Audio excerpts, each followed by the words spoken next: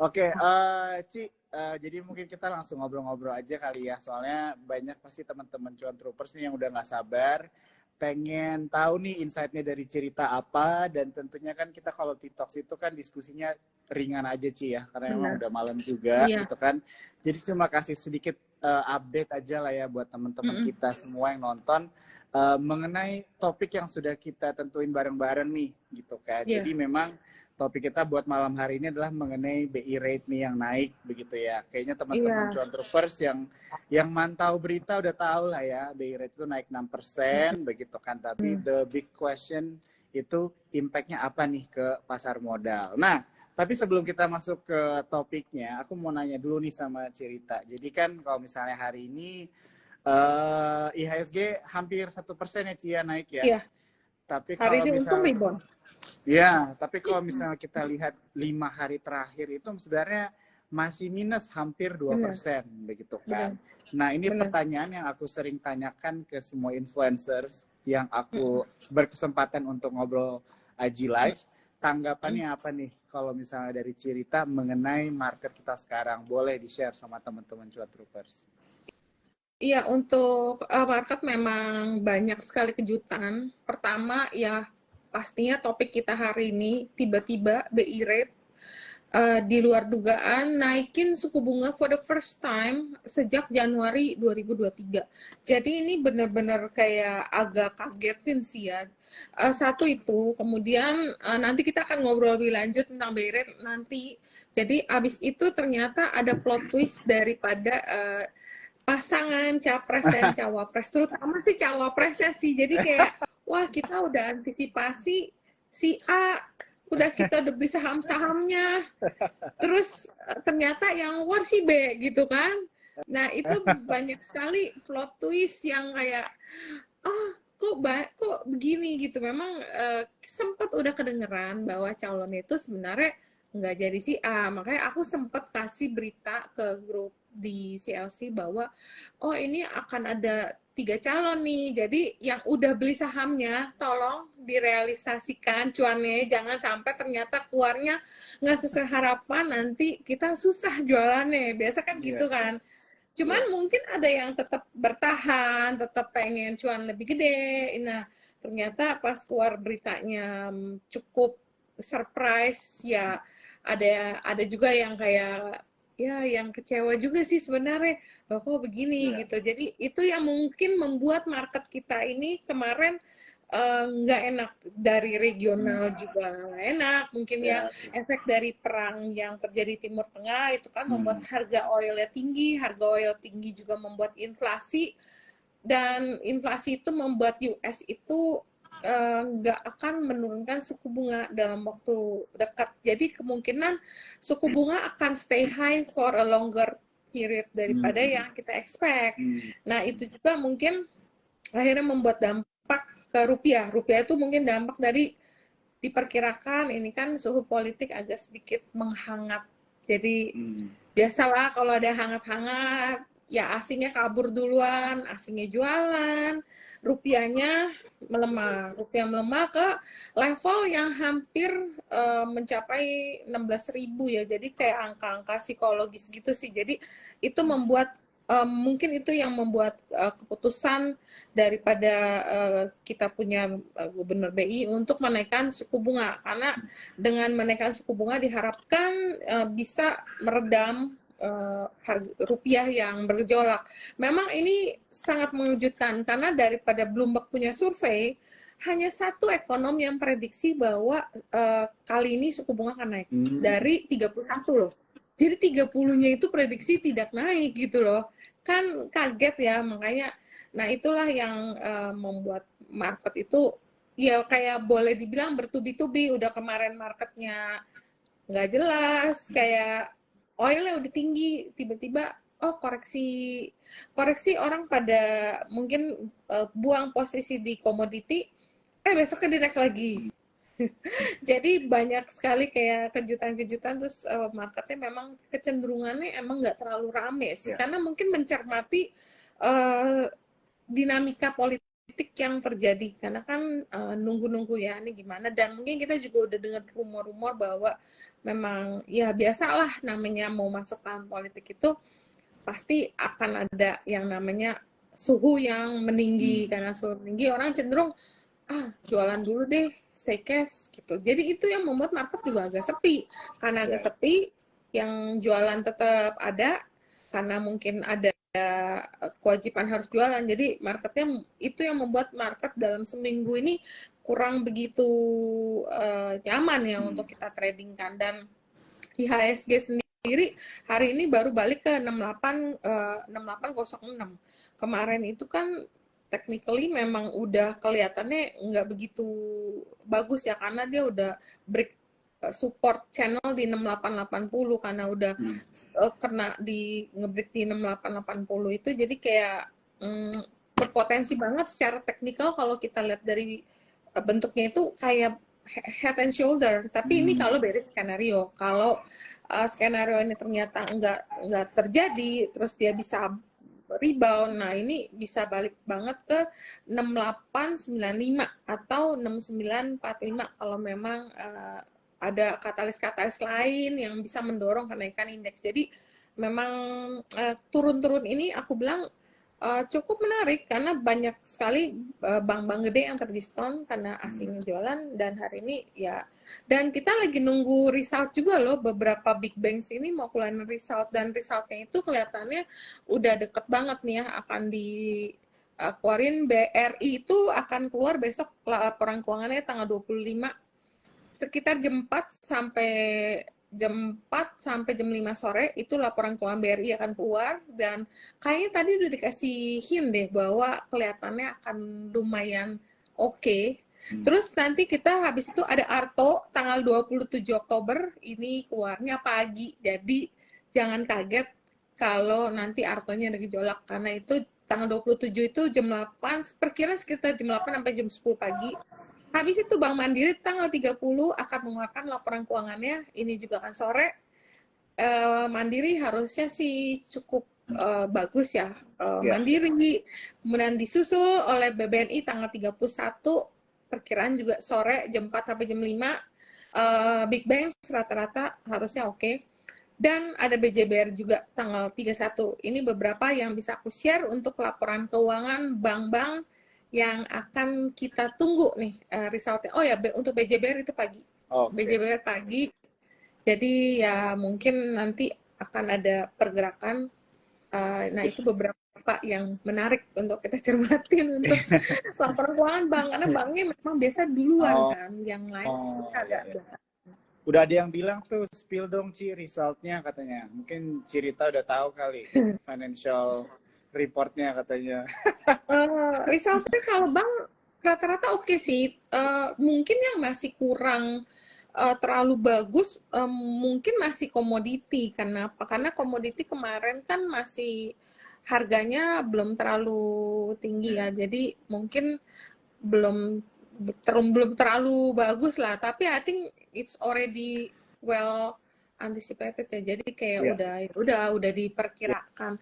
Jelek itu kadang-kadang kalau kita ngelihat laporan keuangan minus bukan berarti itu akan jelek loh. Mungkin itu udah perkiraan analis atau udah inline. Jadi kita mesti cek juga nih report daripada analis-analis nih sebenarnya berapa sih perkiraan. Kalau memang jelek minus sekian ternyata udah diperkirakan, atau ternyata minusnya itu nggak sejelek yang diperkirakan, itu malah above expectation gitu, malah bisa harganya rebound. Jadi memang untuk laporan keuangan kita mesti hati-hati, nggak cuma liatin angkanya plus banyak atau minus banyak, tapi kita mesti lihat street atau pandangan daripada analis. Dan Sukor juga selalu kan kasih guidance kayak, oh result ini keluar dari Sukor ini inline atau below expectation, itu bisa menjadi guideline buat teman-teman yang trading gitu loh.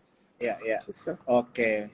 Thank you Ci ya. Wah ini banyak banget nih poin-poin, dari tadi aku udah ngingetin semuanya supaya aku summarize, tapi banyak banget nih poin-poin yang penting ya buat teman-teman cuan troopers. Ya jadi tadi yang poin pertama banget yang Cirita bilang yang aku ingat itu adalah plot twist ya. Jadi emang benar banget kalau di dalam gak hanya di kehidupan tapi dunia politik juga ya maksudnya suatu partai bisa di kiri tiba ke kanan banget gitu Iya, kan, jadi emang nggak ada rules gitu. iya. Iya kan. Dan masih Dan banyak loh yang ya, kayak on denial, kayak, ah ini kayaknya enggak deh, sampai tadi tau nggak ada yang keluarin eh, apa kayak tulisan, oh nanti yang datang tanggal sekian, ternyata kode namanya sama T, aku sampai ketawa deh. ya, Banyak yang ya, masih on denial. ya, jadi itu ya salah satu penting juga. Jadi buat teman-teman cuan troopers ya, bagaimana melihat polemik lah ya, politik juga bisa berdampak ya Cia Iya, sama istilahnya pasar modal gitu ya, iya. dengan sentimen-sentimen yang berputar. Dan juga satu hal lagi yang aku mau mention, ini ada yang bilang cerita habis ulang tahun ya. Oh, iya kemarin Selamat ulang di tahun Ci. tanggal tanggal hoki. Tanggal Oh hoki iya, itu tanggal apa? disclaimer kan Ci, hoki nih. Iya. Kan dianggap hoki karena itu kan kayak angkanya nggak terputus, jadi kayak Oh, gitu oh, katanya. oke. Ya, Ci, semoga sehat selalu ya, sukses terus untuk di tahun yang baru ini juga ya, Ci ya. Amin, Selamat thank ulang you. tahun. Doa Oke, yang sama untuk semua teman-teman juga. wah mantap, thank you banget ya Ci ya. Nih setelah bisikan Ko Bernard, sekarang bisikan Cirita ya. Jadi bener ya teman-teman ya, di sini kalian jangan sampai nggak nanya ya. Kalau misalnya ada pertanyaan-pertanyaan yang mau ditanyakan sama Cirita, boleh banget ya. Jadi topik kita malam hari ini walaupun santai, tapi menurut aku tetap daging banget ya. Nah, Dan tadi juga Cirita juga mention penting banget mengenai cara melihat financial report ya Ci ya. Jadi memang iya, kalau misalnya ada sesuatu yang jelek, tapi itu belum tentu buruk gitu iya, ya, karena mungkin sudah jangan. inline sesuai dengan analis juga. Mm-mm. Jadi perlu di-compare juga mungkin sama financial report di kuartal sebelumnya Iya, juga ya Ci kan, gitu iya. kan. Mm-mm. Mhm. Tuh. Wah, cucunya Terus makin awet muda. enggak lah, awet muda karena Joe-nya glowing jadi mental di sini. Ini keringetan sih, Jakarta panas. Oke. Oke, jadi tadi actually Cirita udah mention ada beberapa poin-poin penting juga mengenai banyak bank tadi Ci ya. Jadi bisa dibilang bank-bank yang financial reportnya mau keluar ini bisa dibilang akan jadi momentum juga gitu kali ya. Kalau misalnya memang financial reportnya secara general Iya, itu sesuai ekspektasi, ini juga bisa nge-boost appetite para investor juga kali iya. ya Ci ya, bisa dibilang kayak gitu ya. Cuman karena marketnya lagi istilahnya lagi kurang enak, Hmm. mungkin belinya pas lagi koreksi. Ah, Itu lebih istilahnya risk kita itu lebih limited ya. Kalau misalnya kayak misal hari ini rebound, terus kita beli hari ini pas hijau, nanti besok ada keluar berita lagi, beritanya aneh-aneh lagi, ntar kayak asli jualan lagi, nanti kita jadi rugi lagi. Jadi mungkin kalau ada koreksi, buy on weakness aja, karena marketnya memang lagi banyak orang bilang tuh lagi susah gitu. Karena ya bagaimana nggak susah, orang hari ini kita lagi anak-anak main komoditi, tiba-tiba ini oilnya turun banyak, semua pindah ke consumer, cari aman. Karena consumer itu kan kebutuhan ya, jadi ya, tetap orang banyak yang hiding di sana. Backbone-nya juga daripada untuk buy side. Jadi pindah lagi. Tiba-tiba ada perang, minyaknya naik lagi, pindah lagi semua. Jadi memang agak ini sih, marketnya memang ya. banyak sekali gejolak ya. Apalagi memang bulan Oktober ini bulan Halloween, ya kan. Kemarin kita party Halloween juga masuk dan banyak dapat insight juga nih dari ekonomi core. Pak Mike yang bagus banget sih selalu. Ya. Benar-benar menarik ya Ci ya, memang jadi relatif bisa dibilang cukup sepi lah ya market sekarang dengan banyaknya sentimen yang sedang berjalan. Jadi mungkin banyak posisi para pelaku pasar modal itu masih wait and see ya Ci ya, bisa dibilang kayak gitu ya. Nah tapi kalau secara personal Cirita sendiri benar-benar dalam posisi wait and see atau masih bisa tetap ada opportunity nih, mungkin teman-teman cuan troopers yang bisa perhatikan di pasar modal untuk cuan? Tetap sih market itu mau marketnya bagus atau jelek, kalau kita memang selalu in the position, selalu kita di depan monitor, ada aja sih peluang. Cuman memang kita lebih hati-hati aja. Kalau naik udah terlalu tinggi, ya udahlah skip aja, anggap aja kita nggak rezeki karena ketinggalan kereta. kita cari kereta aja yang lain. Kan di market ini banyak banget potensi yang bisa kita beli, karena saham itu ada ratusan kan. Kalau yang udah naik, ya udah kita cari yang belum naik, atau mungkin sektor yang sama tapi ini belum jalan, ya kita beli itu. Misalnya contoh kayak kemarin, kayak sahamnya Pak Ete itu kayak ABA kan, karena dia 10% mungkin lebih cepat naiknya. Ada Mari yang belum jalan, pada saat itu belum terlalu tinggi. Nah, ini contoh aja ya. Jadi kita mungkin bisa cari alternatifnya kalau misalnya udah ketinggalan. Kalau udah naik, ya udah tunggu besok. Karena market itu pasti akan koreksi lagi, nggak kayak yang market bullish. Kita ini sebenarnya masih di bear market gitu loh. Karena bear market ya kecenderungannya naik terus turun, karena confidence orang untuk ke whole long term itu lebih dikit ya, lebih pendek. Jadi kayaknya orang itu nggak terlalu pede untuk kayak keep, makanya market tuh naik turun, nggak bisa kayak naik kayak waktu COVID dulu kan, lebih confident gitu. Confidence-nya agak emang nggak terlalu bagus, karena memang di sektor real sendiri juga kalau aku ngobrol, mereka juga bilang dagangan sepi, banyak yang kayak orderan juga turun, jadi itu sebenarnya pengaruh juga sih ke ekonomi kita gitu. Oke. Thank you ya Ci buat insight-nya ya. Ini buat teman-teman cuan troopers yang nanya udah lumayan banyak banget ya, emang selalu rame nih kalau misalnya cerita yang Aji live. Nah, jadi mumpung lagi rame gini, Ci ya, aku mau ngasih sedikit dulu nih, ada iklan ya buat teman-teman kita yang nonton malam hari ini. Biasanya kita pilih cuan troopers yang pertanyaannya paling bagus. Malam hari ini buat teman-teman cuan troopers nih ya yang lagi nonton. Jadi kemarin kan cerita tadi udah mention mengenai Halloween party ya sama Sukor Sekuritas. Di acara itu Ci ada rilis buku juga kan yang baru kan dari Sukor Sekuritas kan. Ada dong. Iya, The Art of Investing. Nah, itu bukunya. Ya, The Art of Investing. Ini teman-teman, aku mau kasih 2 buku ini ya, Art of Investing. Aku mau kasih 2 orang, buat 2 orang yang nonton malam hari ini. Cara pemilihannya adalah kalian coba tulis di comment section. Gue mau kalian say something nice, something thoughtful buat cerita nih yang berulang tahun ya. Jadi say something nice, harapannya gimana bisa ditulis di comment section ya. Nanti dari 2 orang yang komen akan kita pilih untuk mendapatkan buku Art of Investing. Hanya 2 orang aja ya, tapi jangan lupa Sukor Sekuritas di tag ya di story kalian, Sukor Sekuritas sama cerita juga boleh Ci ya. IG-nya ya, di tag ya. Oke, kita lanjut lagi ya Ci ya.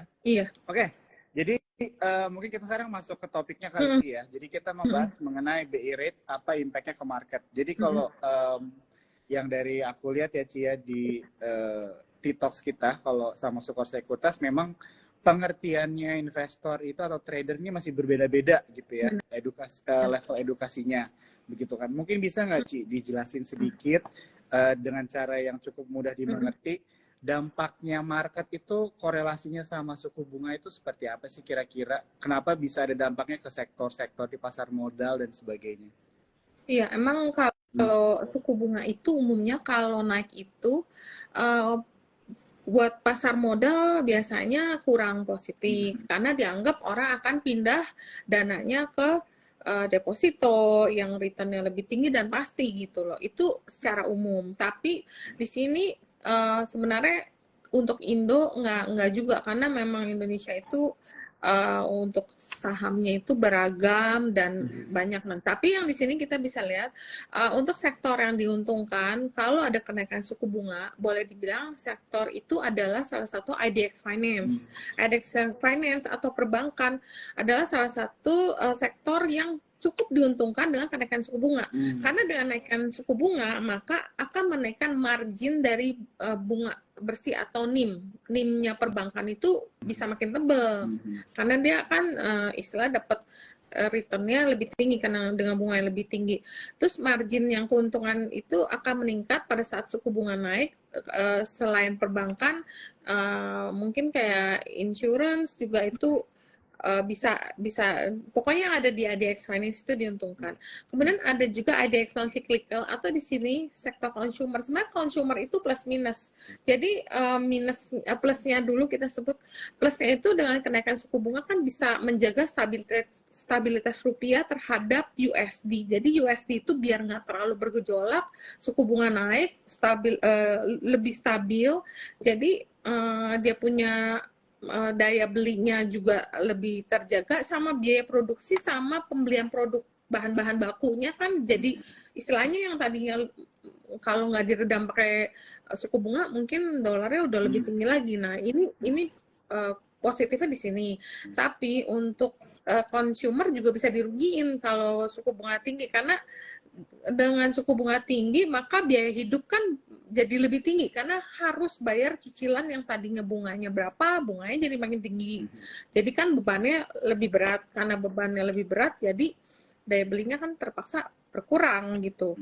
Nah ini juga yang bisa kita bilang terdampak ya. Kemudian ada juga IDX Health di sini yang diuntungkan. Sebenarnya nggak direct untung, cuman IDX Health ini kan sektor kesehatan erat sekali hubungannya dengan obat-obatan, dengan segala macam kebutuhan untuk penyembuhan penyakit. Itu banyak sekali barang import ya secara nggak langsung.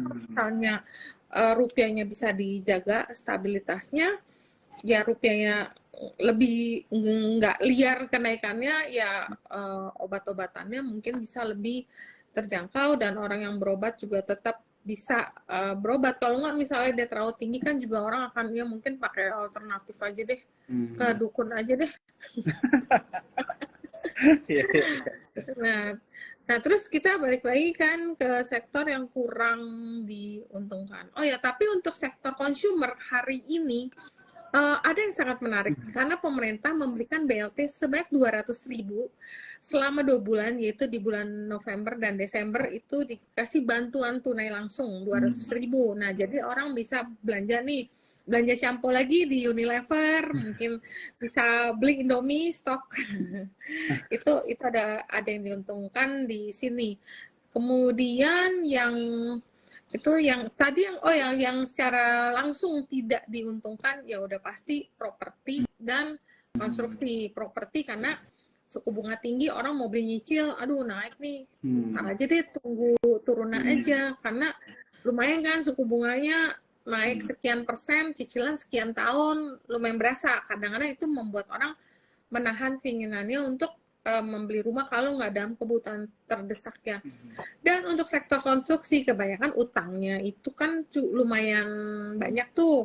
Kalau suku bunganya tinggi, beban bunganya akan naik. Jadi itu juga membuat sektor ini kurang positif dengan kenaikan suku bunga.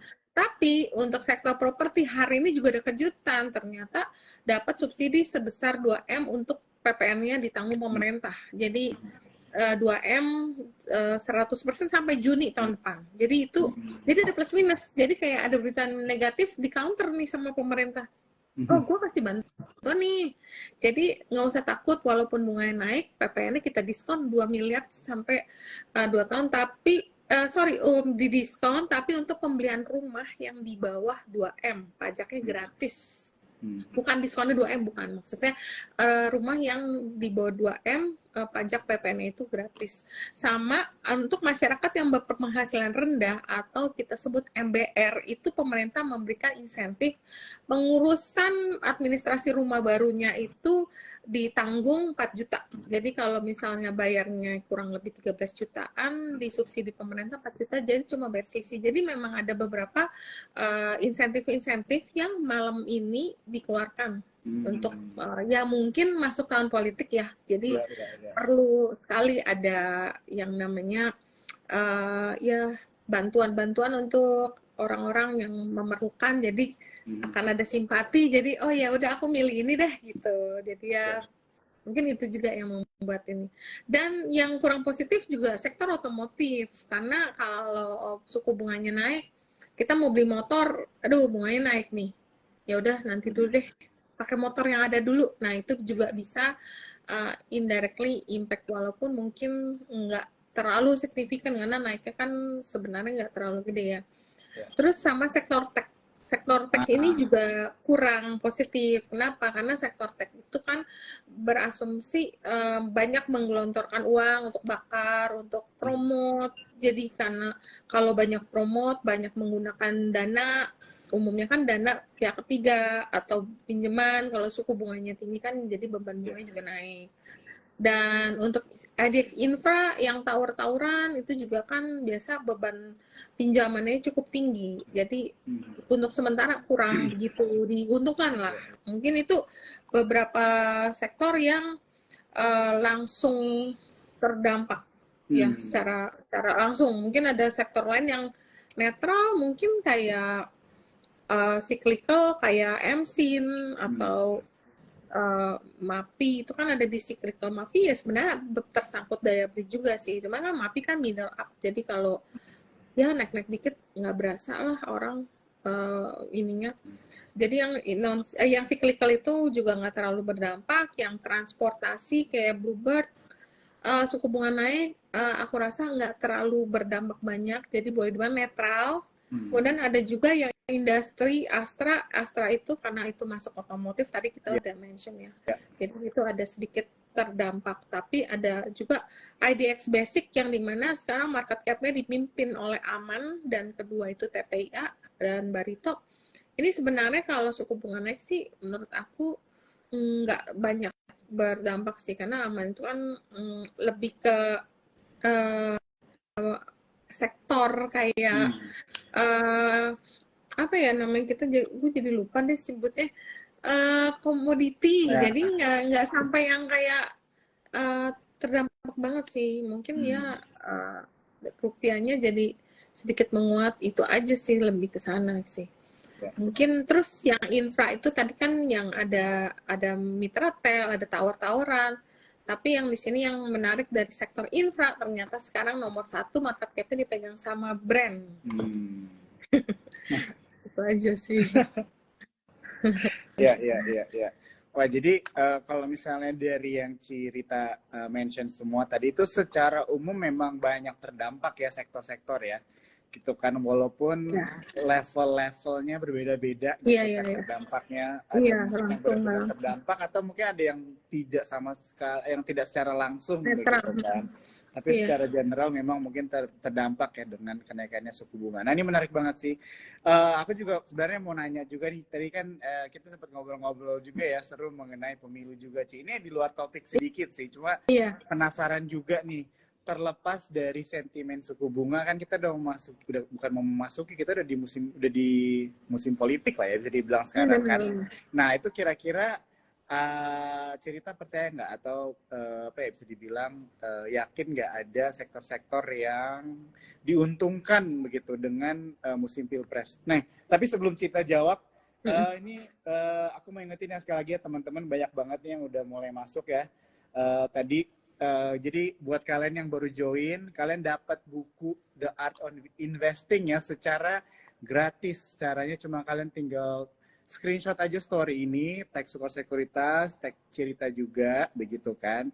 Requirement-nya kalian say something nice, thoughtful, maybe can be funny juga ya, karena Cerita salah satu influencer kita habis ulang tahun. Nah, itu bukunya. Ini ada yang Oh, ngomong, Ci, ke pasar membeli mangga, mangga hijau manis rasanya, bertambah usia cerita tercinta, cuan selalu dan baki. Wah, ini niat banget tuh. amin. Oke, oke, oke. Itu Keren, bakal keren. diinget tuh, ayo coba mana Iya. yang kalah dan yang Pokoknya lain. hijau-hijau inget deh. Oke, oke. Oke, Ci, jadi tadi balik lagi, Ci, sama pertanyaannya yang kalau misalnya terlepas dari suku bunga, Hmm. sentimen musim politik, kira-kira ada nggak nih sektor-sektor menarik gitu kan?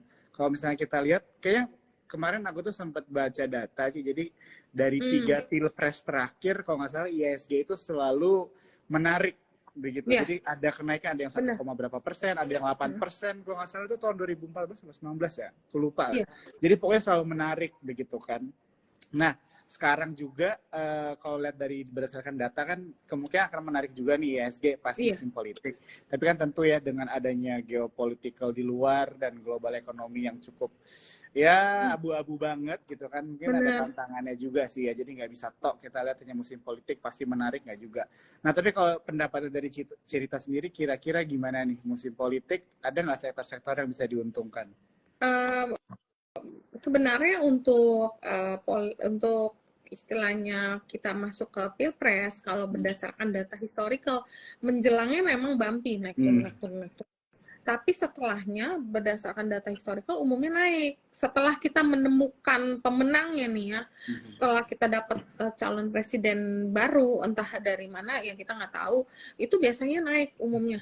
Jadi tapi sebelum dia terpilih pastilah menjelang pesta demokrasi ada aja ntar misalnya calon yang kurang disukain oleh pasar, misalnya dia leading secara apa hitungan antara quick count-nya, kalau udah ada quick count-nya, kalau dulu ya aku tuh tahun berapa ya itu yang zamannya Bu Mega sama Pak Gus Dur ya, itu kita nih lagi trading terus lagi quick count gitu, jadi lagi dihitung Bu Mega mimpin, wah langsung pada klien aku pada beli sampai kita diserbu datang ke ruang giling tuh minta sampai order, karena kan dulu masih by phone kan. Jadi mereka tuh udah nggak sabar kalau ngorder di galeri itu kelamaan, datang kita diserbu. Beli ini beli, tapi pasti yang dibeli itu pasti blue chip umumnya. Blue chip dulu lah, karena asing itu akan masuk kan di blue chip dulu. Jadi kalau mau aman pasti blue chip dulu. Terus kalau misalnya untuk sektor lain pastinya banking dulu sih, karena the biggest market cap itu banking, apalagi kalau bankingnya ada koreksi. Dan aku rasa juga untuk result untuk banking rata-rata cukup bagus. Kemudian mungkin consumer beberapa itu juga menjadi incaran, terutama mungkin yang nanti juga kalau misalnya kita tunggu sampai akhir tahun ini kelar, itu sebenarnya ada beberapa saham yang juga menarik karena sering memberikan interim dividen. Kemarin kan udah diumumkan Silo. Biasa habis Silo nanti diumumin tuh Unilever. Unilever itu sering banget bagi interim dividen. Nah, itu juga sering kali orang tuh beli di akhir tahun untuk nungguin interim dividennya, selain karena faktor tahun politik juga ya, karena ini kan masuk consumer. Kemudian ada juga BCA itu juga sering memberikan interim dividen sekitar November sampai Desember, kisaran bulannya sekitar segitu. Kalau grup Astra kan udah nih baru selesai bagi-bagi. Adaro itu juga yang udah langganan bagi interim dividen, itu biasa sekitar Desember. Jadi nah kalau misalnya sektor Komo ini sangat bergantung dengan perkembangan kita punya di luar nih, misalnya Timur Tengah nih gimana sih, masih panas atau makin memanas, apa perang itu makin meluas. Jadi kalau untuk komoditi ini bukan karena pilpresnya, tapi lebih karena suasana di luar. Tapi untuk pilpres umumnya banking karena the biggest market cap, karena asing kalau kita udah menemukan pemenangnya, biasa asing akan masuk itu dulu banking sector. Kemudian consumer, karena consumer dipercaya biasanya dapat ya kayak gini, dapat dana bantuan tunai 200.000. Nah, bisa beli mungkin beli ciki atau beli Indomie atau beli beras ya. Itu sektor consumer juga menjadi sektor yang lumayan diincar juga ya. Apalagi kalau kita belinya pas lagi koreksi nih kayak kemarin. Alfamart juga tuh, Alfamart, Midi. Nah, dapat duit bantuan atau dapat duit. Jadi kalau ikut kampanye misalnya dapat uang rokok atau uang transport, langsung deh belanja di Indomaret. Belanja di Lawson. Nah, itu mungkin itu juga positif. Nah, terus kalau Mayora, kebetulan Mayora memang ada ekspor kan. Jadi kalau USD lagi menguat begini, dia diuntungkan. Jadi ya Mayora itu terdampak dari currency sama juga karena sektornya itu masuk consumer ya. Cepin, ayam-ayaman, Java. Nah, kita lihat nih the cheapest meat yang paling murah kan ayam. Jadi banyak juga tuh harga, maka saham-saham ayam itu di luar perkiraan itu ternyata kemarin tuh sempat rally lumayan. Dan kalau kita lihat nih saham PMMP yang erat kaitannya dengan Kaisang gitu. Nah, PMMP naiknya lumayan tinggi karena PMMP itu adalah udang yang dulu aku suka bilang udang digital, sebenarnya itu udang biasa, cuman ya karena dulu lagi tren digital kita bilang udang digital. Nah, PMMP naik, kalau kita lihat hari ini Cepro-nya juga naik. Cepro itu sebenarnya juga masuk consumer dan harga-harga 55, 56 biasanya ada yang beli juga. Nah, itu karena saham yang relate sama Kaisang itu PMMP, terus Thais juga kan brand ambassador. Thais tuh sempat naik loh kemarin, tapi aku sih nggak beli ya karena aku nggak terlalu ngerti pergerakannya. Cuma kemarin aku lihat, wih gila naik juga nih barang gitu, sempat naiknya lumayan kemarin. Waktu di awal-awal berita yang kemarin Gibran jadi wapres itu sempat naik sebentar. Cuman emang ini barangnya banyak trader, jadi agak susah, makanya aku nggak pernah beli juga karena nggak ngerti. Jadi mungkin itu beberapa yang erat kaitannya dengan pilpres. Tapi nanti kalau udah ketemu nih calonnya, kita lihat lagi program-programnya mereka bagaimana.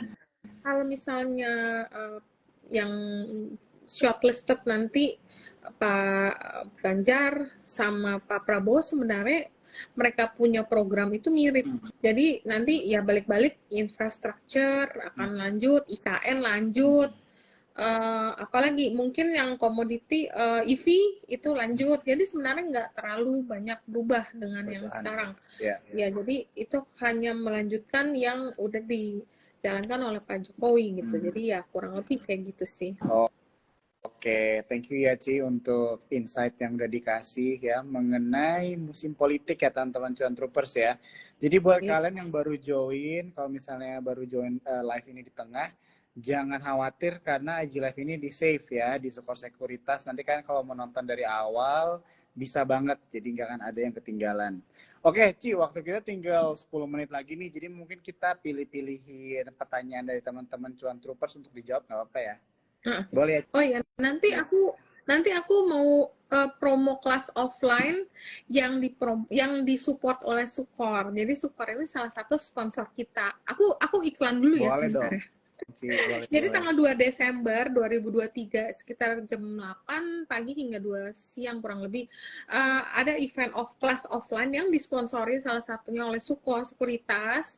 Di sana kita akan belajar fundamental yang diajarkan oleh Cicuai. Kemudian kita ada belajar teknikal, tapi teknikalnya kali ini bukan teknikal yang biasa yang cuman trading jangka pendek, tapi lebih ke Mark Minervini punya teknikal. Jadi gimana kita menemukan saham-saham yang berpotensi multi-bagger, jadi bisa naiknya berlipat-lipat. Itu ada beberapa kriteria. Jadi kalau saham kamu pegang udah memenuhi kriteria ini, mungkin kamu hold, karena ini kemungkinan besar adalah Mark Minervini. Nah, itu kita akan belajar nanti sama Pak Satriawan, CTA, CEWA, dan ada juga kelas algoritma, yaitu menghitung flow yang diajarkan oleh Pak Handoyo Syarif, dan tiketnya itu nilainya 1.800.000, udah termasuk coffee break, lunch, goodie bag, dan kapasitasnya terbatas. Tiket bisa dibeli di blibli.com. Oke, paling gitu aja. Oke, Ci. Tapi nanti kalau misalnya ada mungkin teman-teman Cuan Troopers yang mau follow up sama kelas-kelas ini, boleh hubungin dari Instagram Cerita aja kali boleh. Ya, DM ya. Boleh ya? Boleh Instagram aku atau Instagram IE juga boleh. Oke, ya. Jadi teman-teman jangan sampai miss ya, kelasnya tadi cukup menarik banget ya. Yang paling aku ingat tadi ada kata multi-bagger nih, jadi penting banget ya untuk kita mempelajari istilahnya kriteria saham yang ada potensi multi-bagger ya. Jadi yang namanya belajar itu kan nggak pernah cukup ya teman-teman ya, kita harus tetap menambah ilmu begitu.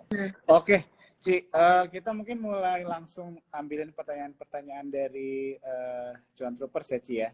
Tadi ada yang nanya mengenai Sido, Ci. Sido boleh diserok nggak katanya tuh kira-kira? Kalau dari Cita sendiri ngelihat Sido gimana nih? Sido aku beli loh, tapi emang sahamnya lemot gitu, lambat. Cuman ya memang yang aku tergiur sih karena dia ada dividen, di mana dividen itu kumnya itu tanggal 31 Oktober, jadi udah lumayan deket nih dapat dividen 12,6 perak lah. Harga sahamnya kan sekarang berapa sih? Aku beli itu udah berapa minggu lalu kali, karena analis aku suka, dia bilang Sido bagus nih, Sido bagus ya, karena harga di 500-an itu biasa harga yang cukup menarik sih secara historical untuk kita beli ya kalau Sido. Tapi kalau misalnya kalian mau manfaatin short term untuk ngambil dividen itu juga boleh. Mungkin bisa dijual pas biar di-secure dulu cuannya, karena kadang-kadang seringkali market yang sekarang begitu X itu terkoreksi. Tapi kalau memang buat jangka panjang atau menengah, kalau kita lihat teknikal ya oke juga sih, menarik. Ini lagi dia mau ngetes ke MA50. MA50-nya itu 605. Kalau dia bisa nge-break di atas 605, secara teknikal itu akan jauh lebih menarik. Cuman kalau mau beli sekarang juga masih oke sih.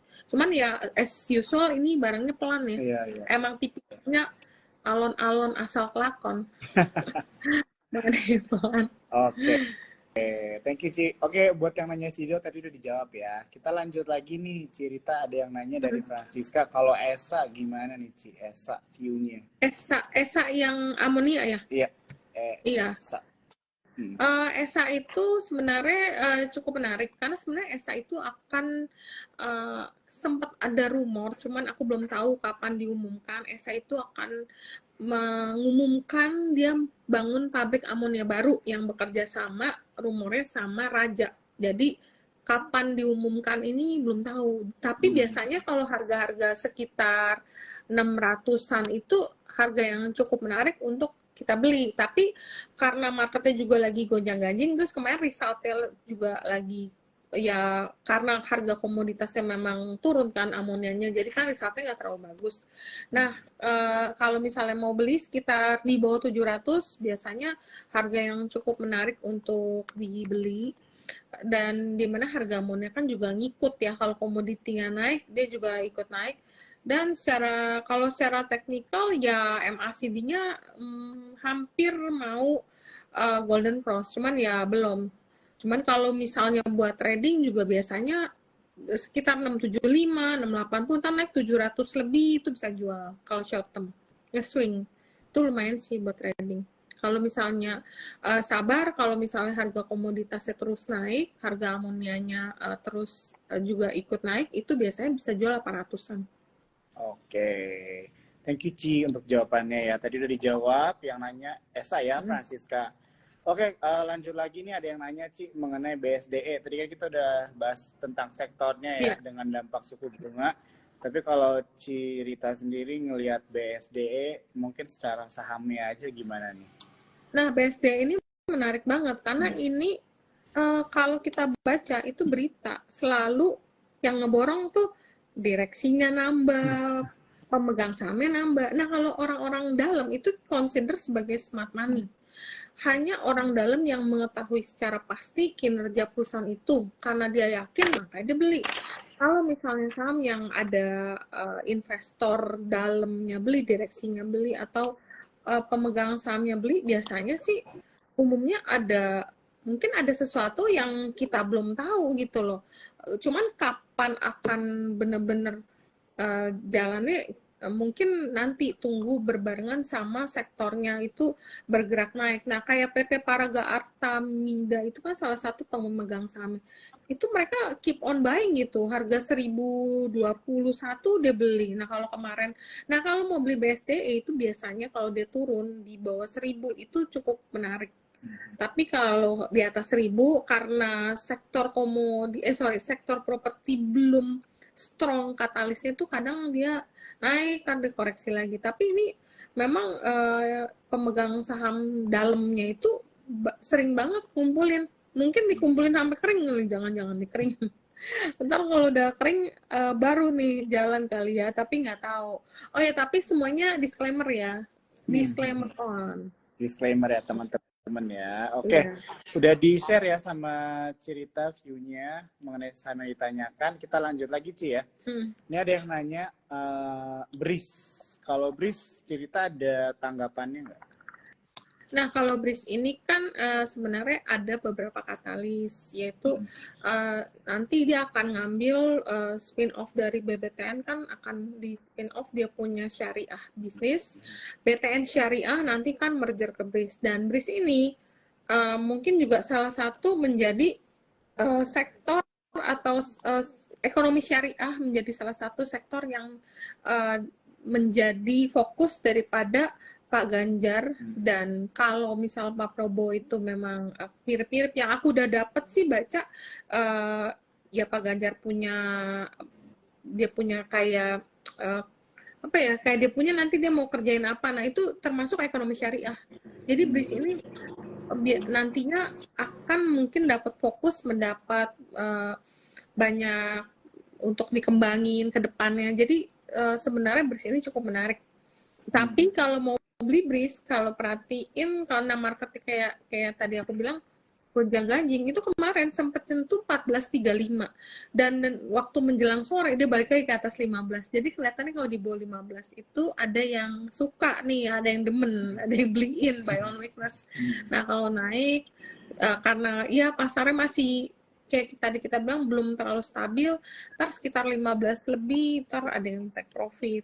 Nah kalau mau beli mungkin di bawah 15 it's a good buy biasanya ya. Nanti kalau ada koreksi-koreksi itu boleh. Tapi kalau hari ini kalau kita lihat MACD-nya juga bagus nih. MACD-nya udah motong. Iya. Oke, Ci, kita mungkin satu atau dua pertanyaan lagi ya. Kita lihat waktunya juga karena udah mau tinggal 2 menit lagi. Ini Ci ada yang nanya nih, menarik. Gia dan GMFI hari ini ARA. Apakah dengan profit Garuda yang besar, is it worth buying for swing? Mungkin tanggapannya mengenai Garuda aja deh, Ci. Gia ini gimana kalau cerita dia? Kalau Gia itu karena kenaikannya kan mentok kan masih 10 kan, karena ini ada 3 notasi khusus nih, saham ini ada 3 notasi khusus, jadi equity negatif, dalam pemantauan khusus, sama ada masalah di PKPU. Aku nggak begitu suka sama saham yang istilahnya terlalu banyak masalah. Kadang-kadang kita keluar meeting, kita nggak depan monitor, jadi agak beresiko untuk risk profile saya untuk beli saham yang istilahnya lagi banyak masalah kayak gini. Tapi kalau misalnya dia lagi terkoreksi jauh, ya di kisaran level-level di bawah 70 mungkin ya, itu mungkin masih bisa kita consider. Tapi kalau dia udah naiknya tinggi, aku rasa sih nggak ya kalau aku sih aku nggak mau beli, walaupun secara teknikal memang ini menarik karena teknikalnya MACD-nya dikit lagi mau golden cross dan hari ini candle-nya hijaunya lumayan hampir nyentuh ke MA50 ya. Cuman ya balik lagi ke risk profile kalian, mungkin kalau yang high risk ini mungkin menarik karena cepat sekali, tau-tau udah ARA gitu kan, sebentar buka nggak lama tau-tau udah ARA aja. Nah dan ke harga bawah pun transaksi kecil banget. Ya ini sih mungkin ada story tersendiri terkait restrukturisasi utangnya, sama ada kenaikan penumpang sebesar 25% karena menjelang akhir tahun. Biasalah, mau liburan. Oke, thank you banget ya Ci untuk jawabannya. Wah tadi paling suka aku dengar kata-kata risk profile ya. Ini penting ya teman-teman buat kalian semua ya. Jadi di sini kita mungkin membeli saham yang sama tapi kondisi keuangan kita berbeda-beda ya teman-teman ya. Jadi harus disesuaikan dengan kondisi keuangan dan tujuan kalian juga ya. Jangan sampai salah langkah ya. Supaya kalian gak jadinya boncos. Ingat kalau aku sih suka mention dan bilang ke orang-orang bahwa untuk berinvestasi di pasar modal itu adalah about surviving ya Ci ya, nggak cuma hanya cuan ya. Benar. Banyak orang cuan besar tapi mungkin hanya bertahannya sebentar gitu kan, tapi ada juga orang yang mungkin cuannya nggak besar-besar banget tapi konsisten dan dia survive for a long time. Itu yang teman-teman perlu perhatikan ya, orang-orang yang seperti begitu. Oke Ci, udah jam 9.30, kita udah lewat 1 menit. Actually aku mau say thank you dulu ya buat Cirita untuk waktunya malam hari ini udah nemenin kita Cuan Troopers di sini. Sekali lagi aku juga mau mention happy birthday ya Ci ya. Semoga sehat selalu dan sukses ke depannya. Sampai kita ketemu lagi Ci ya di TikTok selanjutnya. Oke, thank you juga untuk teman-teman yang udah ngucapin. Nggak bisa saya sebut satu-satu karena tadi baik banget. Thank you banget udah ngucapin, dan doa yang sama untuk kalian, semoga selalu sehat dan cuan juga untuk Jo, dan Suko juga sukses terus. Iya, thank you Ci ya. Oke, thank you. Selamat malam semuanya. Selamat malam.